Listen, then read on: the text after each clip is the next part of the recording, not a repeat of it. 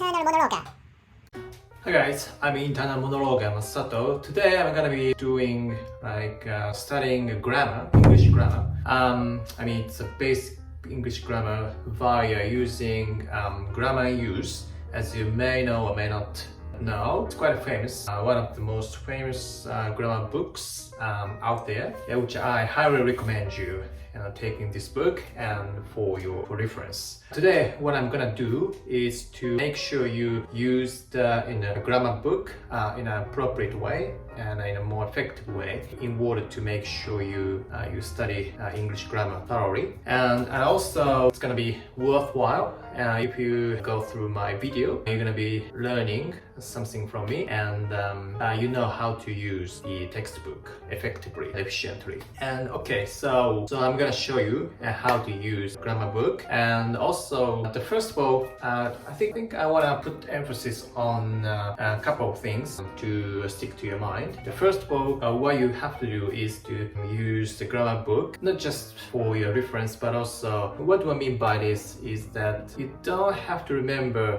any grammar technical terms, proposition, adverb or gerund or something like that. You don't have to remember, but what you have to remember is to, when it comes to speaking, you don't need to think about any grammar terminologies. But instead of it, what you have to do is to use the words and sentence structures in a correct way. So that's what you have to focus on. So you don't have to remember any technical terms. And also, you don't have to go through the textbook from cover to cover, but in order to master the basic grammar, you have to use the textbook in an effective way. I reckon the simplest way for you who is studying English from scratch, just you read the basic paragraphs in terms of grammar and sentence structures you understand, and then you're gonna make some sentences.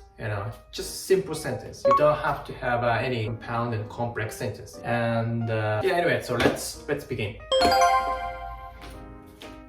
So, using English grammar use, intermediate level, and look at this. So this is present continuous. This is the very beginning of this textbook, unit 1. So I am doing. So subject, be verb, and just verb, and ing, verb being a gerund, right? As I said before, so do ing. So this is very simple. I think probably one of the simplest sentence structures in English. So you don't have to read through every single sentence or explanations. So you just have to read the first paragraph, read aloud. So you read it aloud, which is the best way for you to remember any sentence structure. And start this example situation. Sarah is in her car. She's on her way to work. She's driving to work. So she is subject, is be verb, and driving. So drive is just a simple verb and plus ing. To work, to infinitive, to and work. Work is a normal verb. So this is simple. This is the principle of present continuous, I am doing. This means she's driving now at the time of speaking. The action is not finished. So this is just principles. There's just basic rules when it comes to the use of this present continuous sentence structure. Yeah, so you can contract. You can have a contraction I am, I'm. He, she, it, is. So he's, she's, it's. I'm driving. I am driving. She's working. And we, you, they, are. It's the be verb. It's gonna be are. So we're. So we're doing, you're doing, they're doing, that. So pretty much everything, it's very simple. So I'm doing something, I'm in the middle of doing it, I've started doing it, and I haven't finished. But actually, don't read, this kind of example sentences. You can go through a course, but you don't have to study it. Instead of it, what you have to do is to make sentences. Just using a simple structure like SVO or SVOC or SVOO. It doesn't matter, whichever you choose. So that's present continuous. So you can say, having understood completely, so what you have to do is to use the present continuous sentence structure, and you have to speak to yourself, self-talk. That's what that's exactly what I'm doing all the time and when I'm free. So that's my habit. Like you don't need to use any technical terms. Just so what did you do? What have you done? What are you doing? That's that's exactly what you have to think about. So yeah, I'm standing right now. I am standing. Yeah, right here. Standing. So I is subject, be verb, and standing is a stand. It's a verb, and plus ing. So stand. I am standing right here and doing nothing. So doing nothing and just talking to myself. So talking to myself. I am talking to myself. This is also present continuous, right?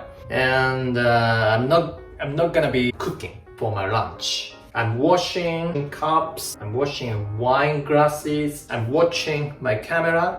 Since I got injury last week, I'm not gonna be going for a bike ride this afternoon. Instead of it, I'm gonna be meeting, catching up with my friends in city this afternoon. But actually, the friend of mine is gonna come and see me and pick me up in front of this apartment. So yeah, that's about it. In conclusion, what I'm suggesting you to make sure you use present continuous when it comes to grammar thing, grammar-wise, just read first a paragraph, like a very simple basic information regarding present continuous, and then you don't read anything at all after the same basic information. So instead of it, what you have to do is to use the sentence structure and making a very, very simple sentence.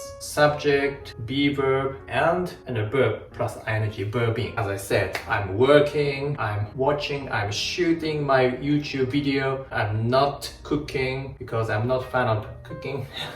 Anyway, so all simple sentence. You don't have to compound complex. Just use simple sentence, and after you remember how to formulate any sentence when it comes to present continuous, so you can then shift to the next term, next grammar sentence, next chapter. It's very straightforward, so no complication at all involved. So yeah, that's about it. Thank you very much for watching my YouTube video, and see you next time. Thank you. Bye.